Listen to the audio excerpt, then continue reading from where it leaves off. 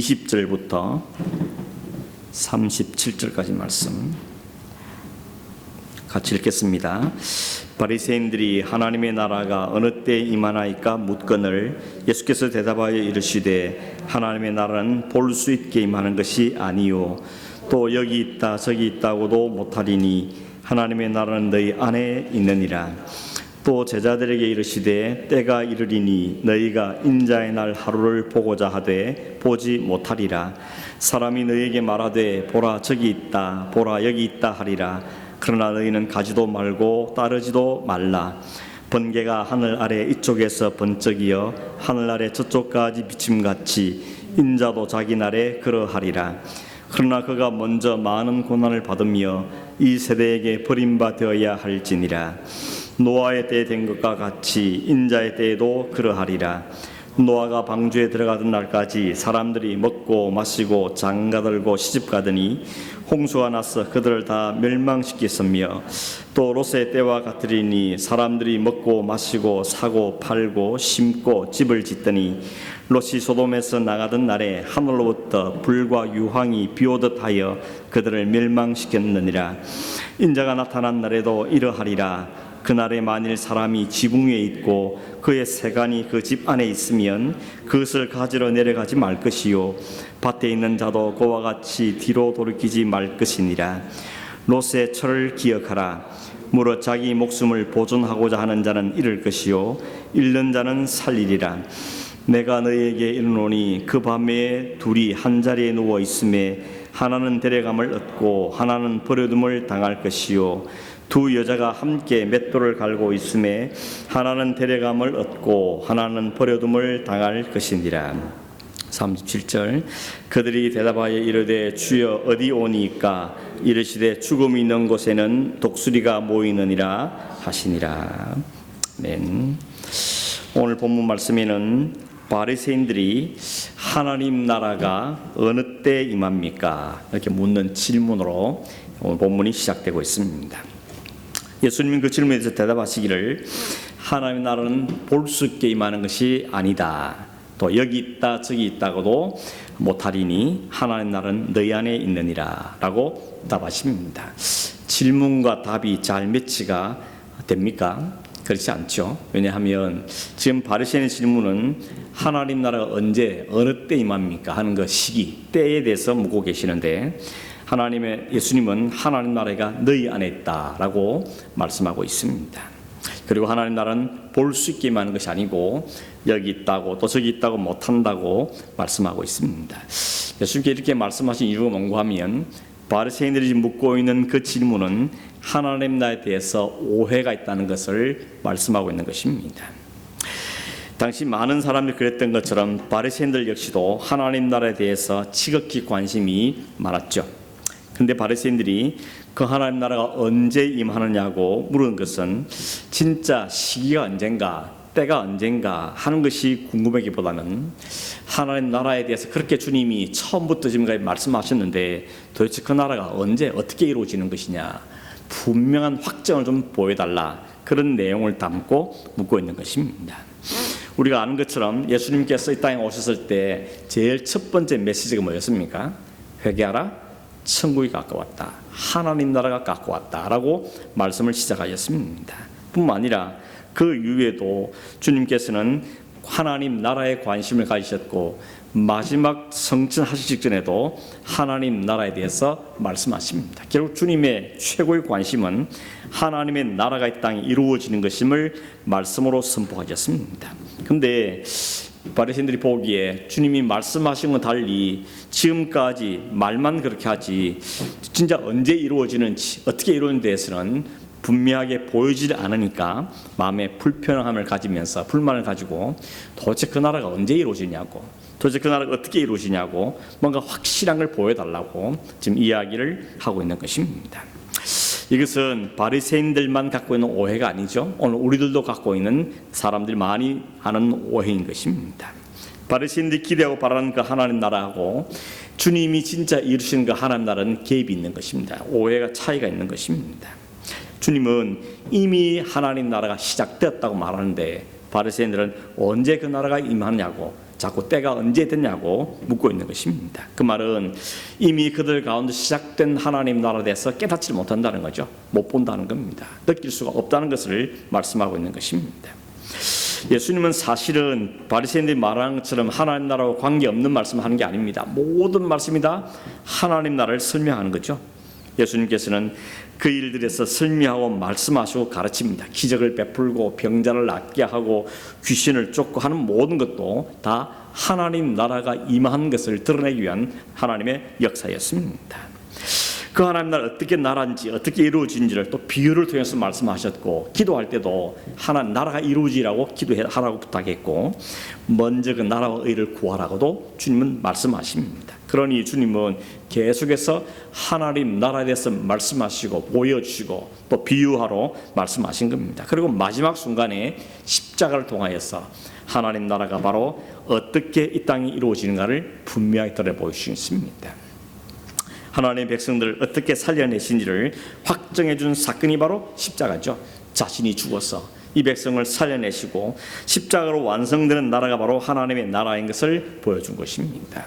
그러나 바리새인들은 그런 하나님 나라 말고 자신들이 원하는 나라, 자신이 기대하는 그 나라를 이 사람 자꾸 생각하고 있는 겁니다. 그래서 그 나라가 언제 이루어지냐고, 우리가 생각하는 그 나라, 우리가 기다리고 있는 그 나라가 언제 이루어지냐고 말하는 것이죠. 그러니 정확하게 말하면 이 사람은 하나님 나라를 말하지만 사실은 자기들이 원하는 나라를 이야기하는 것입니다. 우리가 기대하고 우리에게 좀 이익을 주고 우리를 행복하게 만드는 그 나라에 대해서 관심들이 많은 거죠. 오늘도 마찬가지입니다. 많은 사람들이 하나님 나라가 이 땅에 이루어지기를 원합니다 라고 기도하지만 그 나라가 누구 나라는 것입니다. 정말 하나님이 주인 되시고 주의 뜻이 이루어진 그 나라를 바라는 것인지, 아니면 내가 원하고 내가 바라고 내가 좀 소득을 잇고 내가 좀 꿈이 이루어지고 내 나라를 이루기는 그 일을 위해서 우리는 하나님 나라를 덜미고 있는 것이 아닌지를 오늘 생각해 보아야 되는 것입니다. 주님께서 하나님 나라가 너희 안에 있다고 이야기하시죠. 너희 안에 있다 이 말을 우리는 흔히 우리 마음에 있는 거다 이렇게 생각하기 쉬운데, 조금 문제가 있는 게 뭔가 하면 주님 이 말씀 지금 누구와 나누고 있습니까? 바리새인들에게 이야기하고 있습니다. 바리새인들이 하나님 나라가 언제 이루냐고, 언제 이루냐고 물 때 너희 안에 있다라고 말씀하십니다. 그렇다면 예수님께서 바리새인들 가르쳐 너희 안에 하나님 나라가 있다라고 말씀하심으로 봐야 되겠습니까? 우리가 문맥을 보면 예수님은 바리새인들을 인정하지 않지 않습니까? 오히려 그들에서 외식한 자들이고 하나님 나라에 합하지 않은 사람 말하는데, 그들 안에 너희 안에 하나님 나라 있다고 말하는 것은 이게 어울리지 않는 말씀인 것입니다. 예수님께서 하나님 나라 너희 안에 있다고 말할 때 이 안이란 말, 헬라어로는 엔토스라 그러죠. 안이란 말은 어떤가 하면 우리 마음속을 이야기하는 것이 아니고 너희 가운데, 너희 사이에, 이런 뜻을 갖고 있습니다. 이 말은 지금 예수님께서 어디 서 있습니까? 바리새인들과 마주하고 서 있고 바리새인들의 둘러싸여 있는 것입니다. 그들 사이에 계시는 것이죠. 그래서 주님은 너희 가운데, 너희 사이에, 너희들 안에, 너희 가운데 하나님 나라가 있다고 말씀하신 것은 바로 자신을 이야기하는 것이죠.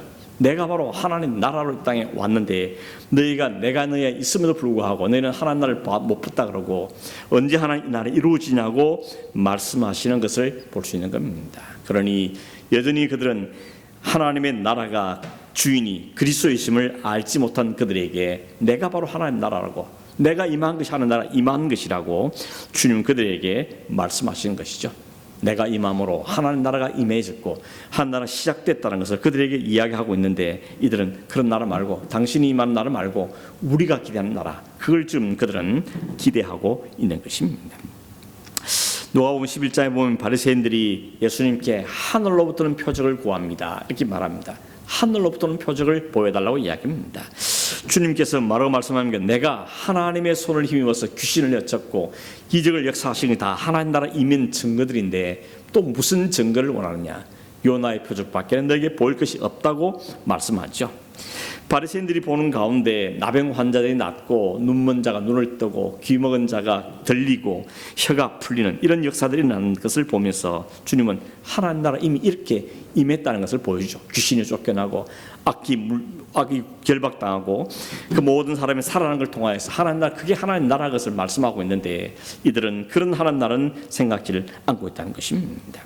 이사야 35장에 보면 이사야 선지자가 말하기를 장차 메시아가 오면 어떤 일이 되는가 하면 이렇게 말했습니다. 맹인의 눈이 밝아질 것이고 못 듣는 사람의 귀가 열릴 것이고 저는 자가 사슴같이 뛰게 될 것이고 말 못하는 자의 혀가 노래하게 될 거다. 그렇게 예언했는데 지금 이루어지지 있지 않냐는 것입니다. 그 나라가 지금 임함으로 하나님이 임하심으로 하나님 아들이 임하심으로 지금 그 일이 그대로 일어나고 있는데도 불구하고 그런 거 말고 우리가 기대하는 것, 나라가 잘 되고 나라가 로마부터 해방되어지고 우리가 세상을 뒤집어가는 그런 자기들이 원하는 나라를 생각하고 있다는 것을 알 수가 있는 것입니다.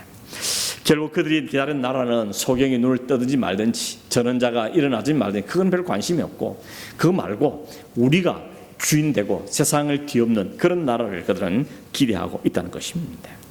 병자가 낫고 하는 것도 기적이겠지만 그것보다 말고 하나님 나라 임함으로 우리가 이스라엘의 영광을 회복하는 이 나라의 영광이 회복되는 것을 그들은 기대하고 있다는 것입니다. 내 삶이 좀 더 나아지고 이 나라의 삶이 좀 더 나아지는 그것이 바로 하나님 나라가 임하는 것이라고 이야기하고 있다는 것입니다. 그런 이런 나병 환자가 고침을 받고 소경이 눈을 뜨고 그것은 자기들 별 관심이 없는 것입니다. 결국 자기가 원하는 나라, 내가 혜택을 입는 나라, 그 나라를 그들은 기대하고 주님이 임하심으로 우리가 한자리 하는 그런 나라들만 기대하고 있는 것이죠. 그런 점에서 제자들도 예외가 아니었던 겁니다. 그래서 20절, 21절은 바리새인들의 질문으로 시작되지만 예수님은 22절부터는 대화를 제자들 향해서 말씀하기 시작하는 것입니다. 너희도 하나님 나라에서 오해하고 있느냐? 하나님 나라가 어떻게 임하는지 너희도 다르게 생각했냐? 하는 것을 말씀하는 것이죠. 그래서 제자들에게 말씀하시기를 이렇게 말하죠. 너희가 인자의 날 하루를 보고자 하되 보지 못할 것이라고 말씀하십니다. 여기 제자들이 보고 싶어하는 인자의 날 하루라는 게 뭐겠습니까? 바리새인과 비슷한 겁니다. 똑같은 겁니다. 주님이 이 나라를 뒤엎고 주님이 왕이 되시고 우리가 그 옆에서 한 자리씩 하는 그 나라, 그 이스라엘 회복, 그 나라가 보기를 원한다는 겁니다. 지금 예수님이 마지막으로 예루살렘 가고 있는데 주님이 예루살렘에 가면 그 날이 되지 않을까. 그러니 마지막 기대를 걸고 지금 예수님을 따라가고 있는 겁니다. 그런데 주님은 그런 나라를 못 본다는 겁니다. 그런 나라는 너희가 볼 수가 없을 것이라고 주님은 말씀하고 있는 것입니다. 그들 제자들은 그날이 언제 오는가, 여기 임했다 저기 임했다 할 때 주님께서 24절에 말씀하기를 번개가 하늘에 번쩍이면 여기도 보고 저기도 보듯이 주님이 언제 하는 날에 임할 때는 온 세상이 다 알게 오는 것이라고 말씀하고 있는 걸 볼 수 있습니다. 그날은 그 인자의 날의 특징에 대해서 주님은 설명하시기를 26절 이하에 보면 인자의 날에는 노아의 때와 같을 것이고 롯의 때와 같을 것이다 이렇게 말씀합니다. 우리가 아는 노아의 때는 게 어떤 때입니까? 설명하기를 27절에 보면 노아가 방주에 들어간 날까지 사람들이 먹고 마시고 장가들고 시집가더니 홍수가 나서 그들을 다 멸망시켰다. 이게 노아의 때라는 것입니다. 지금 비가 내리고 홍수가 나고 심판이 오는데 불구하고 사람들은 여전히 방주에 들어가기 전까지만 해도 먹고 마시고 장가가고 시집가고 이런 일에 골몰했다는 것을 이야기합니다. 롯의 때도 마찬가지죠. 28절 29절 말하기를 그때도 역시 사람들이 먹고 마시고 사고 팔고 심고 집을 짓고 이런 일을 하다가 하루아침에 멸망을 당한 것을 주님께서는 말씀하고 있는 것입니다. 두 때의 공통점이 뭡니까? 다들 먹고 마시고 장가하고 시집가고 사고 팔고 집을 짓고 이런 이야기를 하고 있는 것입니다. 마지막 때 그럴 거라는 것입니다. 그럼 우리는 마음속에 그런 반론이 생기죠. 아니 그건 누구나 다 하고 있는 거 아니냐. 매일 먹어야 되고 살아야 되고 장가도 가야 되고 시집도 가야 되고 집도 지어야 되고 그런 일상의 삶인데 그거 하지 말란 말인가. 그렇지 않습니다. 창세기 6장에 보면 노아가 방주를 지으면서도 뭐라 했습니까? 결혼도 하고 아들 셋도 더 낳습니다. 노아에게도 일상의 삶은 있는 겁니다. 농사도 짓고 집을 짓습니다. 그러면서 그는 또 한 가지로 방주를 지으면서 주님의 날을 하나님의 심판을 준비하고 있었던 것입니다. 이 두 가지가 같이 가는 것이죠.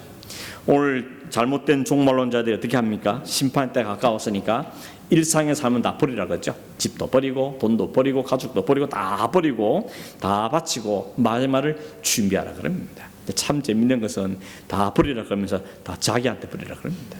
나한테 가져오라고. 다 필요 없으니까 그 다 나한테 가져오라고 이야기합니다. 이게 그들이 얼마나 잘못된 것인지 알 수 없는 것입니다. 그러면서 사람들이 갖다 바칠 수밖에 없도록 만드는 게 공포함을 불어넣는 것이죠. 그들 속에 공포심을 불어넣어서 그들이 어쩔 꼼짝도 못하도록 만드는 걸 보게 되는 것입니다. 지금 주님께서 노아의 때와 같다, 롯의 때와 같다고 말씀하신 것은 장가도 가지 말고 먹고 마시지도 말고 집도 사지 말고 그렇게 말씀하는 것이 아니고 그런 일상의 삶이 전부인 것처럼 살지 말라는 것을 이야기하는 것입니다. 노아도 먹고 마시고 결혼하고 또 아이들도 낳고 했지만 그것이 노아에게는 전부는 아니었던 것입니다. 그건 일상의 삶이었던 것이 그게 인생의 목적이나 전부가 될 수가 없었다는 것을 이야기하는 겁니다. 일상의 삶에 우리는 성실해야 됩니다. 충실해야 됩니다. 그건 당연한 삶입니다. 그러나 그것이 마치 전부인 것처럼 그것만 가지면 다 행복할 것처럼 그렇게 살아서는 안 된다는 것을 이야기하는 겁니다. 마지막이 있다는 것을 알고 살아야 한다는 것입니다. 그게 개인의 종말이든지 이 온 우주의 종말이든지 그 종말은 반드시 있다는 사실을 염두에 두고 그걸 생각하고 계산 좀 하고 살라고 말씀하고 있다는 것입니다. 그걸 생각하지 못한 결과는 뭡니까?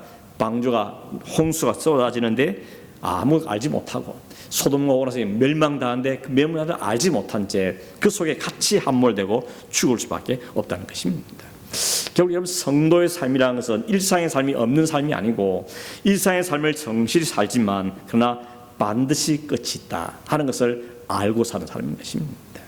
반드시 끝이 있다는 겁니다. 이 세상은 영원한 곳이 아니라는 겁니다. 우리는 여기서 영원히 살다가 자리 아니라는 것을 알고 산다는 겁니다. 그러니 일상의 삶을 열심히 살지만 그것이 전부에 크게 목을 메고 매여 살지는 않는다는 것입니다. 그렇지 않았던 노아의 때 사람들 중에 방주만을 보면서 도대체 뭐한 짓인가 생각하는 것이죠. 도대체 뭐한 짓인가, 이 좋은 날에 산속에다가 무슨 놈의 방주를 짓는다고 말하는가. 심판을 모르니까 그냥 먹고 마시며 오늘에 즐기고 충실하게 살면 되는 것이 무슨 방주를 짓느냐고 그것을 어리석게 말하면서 조롱하는 겁니다. 그러나 여러분 심판을 아는 사람에게는 그게 조롱거리가 아니고 그게 바로 지혜로운 삶인 것이죠. 종말을 준비하는 삶을 산 것이 노아의 지혜였던 것입니다. 방주를 만드는 노아에게 먹고 마시고 장가들고 시집가는 것은 그에게 즐거움이 있었겠죠. 가정과 함께 살고 자녀를 낳고 그 자녀를 양육하는 즐거움이 있을 겁니다. 그러나 그것이 행복의 전부는 아니었다는 것입니다. 우리는 그것을 일시적으로 이 땅에 사는 동안에 영원한 나라에 대한 소망을 갖게 하는 것이 불과한 것이지 그것이 우리의 인생의 전부가 될 수는 없었다는 것입니다. 이걸 알기 때문에 우리는 마지막 죽을 맞이할 때도 찬송하며 보내드리지 않습니까? 우리의 올 날이 마지막 날이 온 거구나 생각하고 빠이빠이 하고 다시 만날 기도하면서 보내드릴 수 있게 되어지는 것입니다. 만약에 이런 먹고 사고 하는 모든 게 진짜 행복이라고 생각했다면 노아는 그렇게 살면 안 되는 거죠. 더 열심히 먹고 마시고 즐기면서 살아야 되는 것입니다. 그러나 노아는 그것이 전부가 아닌 걸 알았던 것이고 반드시 마지막에 올 것을 알았기 때문에 그들은 준비하며 살았던 것을 보여주는 것입니다. 주님께서 마지막 때도 이와 같다는 말은 뭡니까? 여전히 이 마지막 때가 돼도 세상 사람들은 여전히 마지막 때 있자는 걸 알지 못한 채 그냥 매일매일 삶에 취해 살게 된다는 겁니다. 인생의 즐거움을 쫓아 살고 쾌락을 쫓아 살고 그 행복, 세상에 주어지는 그 가짜 행복을 추구하며 살게 될 것을 주님은 말씀하고 있는 것입니다. 아무리 외쳐도 노아가 오직 외치고 이야기해도 방주를 보여주면 외쳐도 듣지 않는 것처럼 롯의 때 천사가 임해서 그들에게 말해도 아무도 듣지 않는 것처럼 그것이 바로 마지막 때에 인자가 나타날 세상의 형편이라는 것을 말씀하고 있는 것입니다. 지금 제자들에게 말씀하십니다. 그때가 되면 어떻게 하라 그럽니까? 30절 보니까 만약 사람이 지붕에 있고 새간이 집 안에 있으면 그 가지로 내려가지 말라 그럽니다. 밭에 있는 자도 그와 같이 뒤로 돌이키지 말라고 말합니다. 인자의 때는 마지막 날에 아무 소용이 없다는 것을 이야기하는 것이죠. 지금 우리가 성실히 살고 밭도 열심히 갈고 일도 열심히 하지만 그러나 주님이 오시는 그 마지막 때에는 그거 다 두고 갈 거기 때문에 그거 가지려고 뒤를 돌아보지 말라는 거죠. 그래서 롯의 철을 생각하는 것입니다. 롯의 철을 기억하라. 그 롯의 철가 잘못한 게 뭐 있습니까? 딱 한 가지 있는 게 뭔가 하면 미련을 가진 것이죠. 두고 가야 되는데 가져가려는 것입니다. 못 가져가는 건데 가져가려고 생각한 겁니다. 그래서 뒤를 돌아본 것이죠. 진짜 중요한 것은 앞을 보고 살아야 될 것인데 그렇지 않고 뒤를 돌아봤기 때문에 버릴 걸 버리지 못한 것이 문제였다는 것입니다. 그래서 이어서 한 말씀이 자기 목숨을 보존하고 사는 자는 잃을 것이고 잃는 자는 살릴 것이라고 말씀하고 계시는 겁니다. 자기 목숨을 전부로 생각하고 이 목숨 지키기 위해서 생명을 걸고 사는 사람들은 결국 세상 것에 마음이 뺏길 수밖에 없습니다. 왜냐하면 이 생명 보존하기 위해서는 돈이 더 있어야 되고 이 생명을 보존하기 위해서는 더 좋은 걸 먹여야 되고 그렇기 때문에 세상 것에 마음을 빼앗길 수밖에 없다고 이야기하는 것입니다. 결국은 뭡니까? 주님을 알지 못하고 우리의 인생이 어디로 가고 있는지 알지 못하고 마지막 있다는 걸 알지 못하면 우리는 그렇게 살 수밖에 없다는 걸 말씀하고 있는 것입니다. 그러면서 주님은 이런 말씀도 하시죠. 밤에 둘이 한 자리에 누워도 하나는 데려가고 하나는 남게 되거든. 두 사람이 밭을 가는데 하나는 데려감을 받고 하나는 버림을 당할 것이다. 36절에도 우리 성경에는 없음되어 있지만 밑에 간주에 보면 고대 사본에는 두 사람이 밭에 있음에 하나는 데려감을 당하고 하나는 버림을 당할 것이라고 이야기하고 있습니다. 똑같은 이야기죠. 둘이 있는데 같은 장소에 같은 일을 하고 있는데 하나는 데려감을 당하고 하나는 버려둠을 당할 것이라고 말씀하고 있습니다. 이게 어디 있느냐, 뭘 하느냐는 게 중요한 게 아니라는 것을 이야기하는 것이죠. 어떤 사람이 버려둠을 당한다 그럽니까? 결국은 예수님이 누군지를 알지 못하는 사람, 생명을 위한 예수님의 통치 또한 보지를 못한 사람이 버려둠을 당하는 사람들이죠. 반면에 데려감을 얻는 사람은 어떻습니까? 노아처럼 세상에서 먹고 마시며 장가들고 시집가고 집을 짓고 살지만 그러나 하나님 누군지 알고 예수님 누군지를 알고 자신이 예수님이 다스림 안에 있다는 것을 믿는 사람, 그래서 먹고 마시고 장가들고 하는 삶에서 진짜 행복을 찾는 것이 아니고 예수님 때문에 기뻐하고 감사할 수 있게 된 사람, 그 사람이 바로 데려감을 당하는 사람인 것을 주님 우리에게 말씀하고 있는 것입니다. 그 기준은 뭡니까? 생각을 하느냐는 겁니다. 아느냐는 것입니다. 세상은 끝이 있고 모든 것이 무너진다는 것을 아는 사람, 그리고 생각하는 것과 세상의 끝을 알지 못하고 살아가는 것의 차이가 바로 데려감을 당한 사람과 버려짐의 사람의 차이인 것을 우리에게 말씀하고 있다는 것입니다. 여러분, 오늘도 세상에는 여전히 기근과 전쟁과 세상의 여러 일들을 여전히 오늘도 일어나고 있습니다. 그걸 바라볼 때 어떤 사람들은 세상은 결국 이렇게 무너져가는 것이구나 생각하고 우리는 영원한 나라가 있다는 것을 기억하며 우리에게 그 영원한 나라 올 때까지는 그 나라를 소망하면서 이 세상은 영원할 수 없다는 걸 깨달으면서 그 나라를 소망하면서 사는 사람, 그게 바로 사는 사람이 있다는 것입니다. 그러나 어떤 사람은 기근과 전쟁을 바라보고 세상 끝에 대해서 생각하지를 않습니다. 그저 어떻게 안전하게 살 것인가 이것만 생각하는 것이죠. 어떻게 남보다 좀 더 잘 살 것인가 여기만 매여 살고 어떻게 위험을 피할 것인가 끊임없이 비교하고 만족과 감사함이 없는 삶을 사는 것이 바로 버려둠을 당하는 사람들의 특징인 것을 우리에게 말씀하고 있다는 것입니다.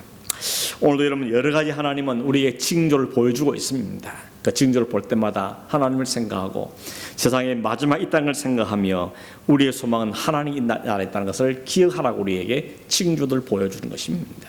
그 징조의 매일이라는 것이 아니라는 것이죠. 마지막 절에 제자들이 말하기를 주여 어디입니까? 라고 묻습니다.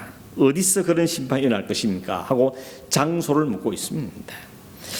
하지만 예수님은 죽음이 있는 곳에는 독수리가 모인다 이런 말씀을 하시죠. 죽음, 시체가 있는 곳에 독수리가 모인다고 말하죠. 그 죽음이 있는 곳이 뭘 이야기하겠습니까? 바로 이 세상을 망할 세상을, 이 세상을 말씀하는 것입니다. 그리고 이 세상은 이미 죽은 자로 가득한 곳이 이 세상이라는 것입니다.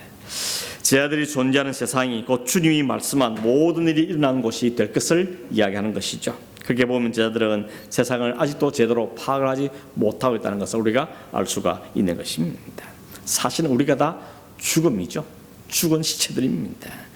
우리가 살았다고 말할 수 있는 이유는 우리 안에 주님이 새 생명을 불어넣었기 때문에 산 것이지 사실은 죽음되었던 것입니다. 예수님 누구신지를 알고 예수님의 통치한 무엇을 알게 되는 것은 바로 예수님은 생명을 가졌기 때문에 주어지는 기쁨이고 소망이 우리에게 생겨지게 된 것입니다. 이 생명이 있다면 어떻게 살아야 된다 그럽니까? 마태복음 24장에 말씀하기를 그러므로 깨어있으라 어느 날에 너희가 너희 주가 임할는지 너희가 알지 못함이라 라고 말씀하고 있습니다. 성도로 산다는 것은 다른 말로 하면 깨어있는 삶을 산다는 겁니다. 무엇에 있습니까? 그날과 그때를 생각하며 사는 게 바로 깨어있는 성도의 삶이라는 것입니다. 오늘 이런 모든 사회를 보고 전쟁 위기를 보고 기근을 바라보고 오늘은 모든 바라보면서 세상을 향한 우리의 마음을 잘 정리하면서 하나님께 대한 마음과 소망을 두고 사는 것이 바로 깨어있는 삶의 태도라는 것을 이야기하는 것이죠. 우리가 이때까지 살려준 이유는 뭐 있습니까? 하나님 아버지의 나라가 더 확장되고 구원받은 사람이 더 하나님께 돌아올 수 있도록 우리를 쓰시기 위해서 우리를 두시는 것이고, 그날 그때는 우리는 알 수 없지만 그때가 올 때까지 우리의 주신 사명을 잘 감당하며 사는 것이 바로 성도가 깨어있는 삶이라고 말할 수 있는 것이죠. 사실 그날 그때는 아무도 모르지 않습니까? 누가 압니까? 그날 여러분 노아의 홍수 때에 비가 오기 시작해도 사람들은 못 깨닫죠. 비가 쏟아져도 오늘 비가 좀 많이 오나 보다 그렇게 생각할 뿐이지 이것이 하나님의 말씀하신 때인지에 대해서는 분별력이 없는 것입니다. 우리가 비가 너무 많이 오면 그래 주님 마지막 날에도 이렇게 심판할 텐데 이걸 바라볼 수 있는 믿음이 우리에게 필요한 것이고, 우리의 믿음을 다시 점검하고 다시 우리 하나님 앞에 서는 것이 바로 우리가 봐야 될 태도인 것입니다. 세상 끝에 가도 그리 다르지 않을 거라는 이야기입니다. 천지는 없어질 것이고 주님의 말씀만 영원할 것이라고 우리에게 분명하게 말씀하고 있는 것입니다. 그러므로 주님의 말씀이 현실로 이루어질 것을 우리가 기억하면서 살아가는 것이 성도의 삶인 것을 우리에게 말씀하고 있는 것입니다.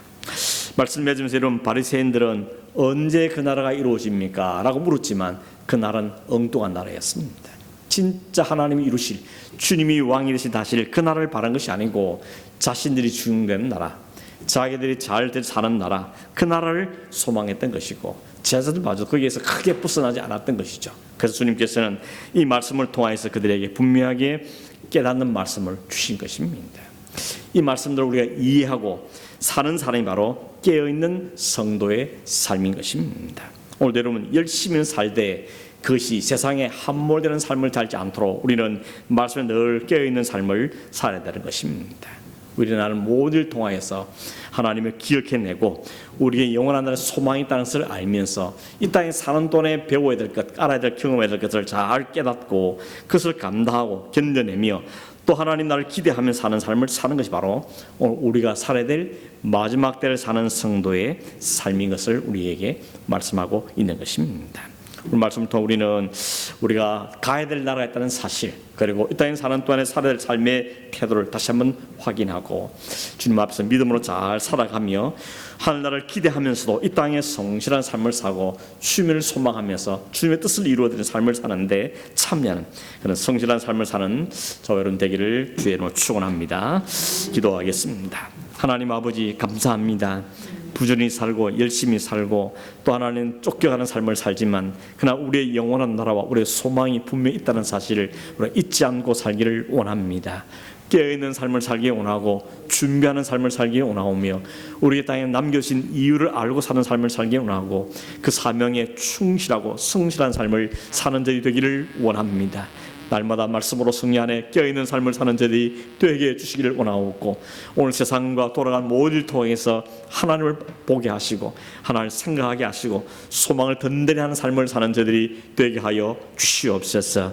이 땅에 소망 두고 이 땅의 모든 전부인 것을 살지 않게 하시고 성실하게 살되 하나님 나라의 백성으로의 성실한 삶을 살도록 도우시고 분명한 목적과 방향이 있는 삶을 살도록 인도하여 주시옵소서. 그러하신 하나님, 아직도 하늘에 대한 소망이 없고 그저 눈에 보이는 것만 쫓아 살고 그리스도인을 하면서도 하나님 그리스도를 알지 못하는 삶을 사는 사람들에게 주님께서 제자를 향해서 주셨던 이 말씀처럼 우리 모두에게 말씀하시고 깨닫는 은혜를 허락하여 주셔서 이 땅에 살면서 올바른 믿음의 삶을 살아가는 자들이 되도록 인도하여 주시옵소서. 그러하신 예수님의 이름으로 기도하옵나이다. 아멘. 하늘에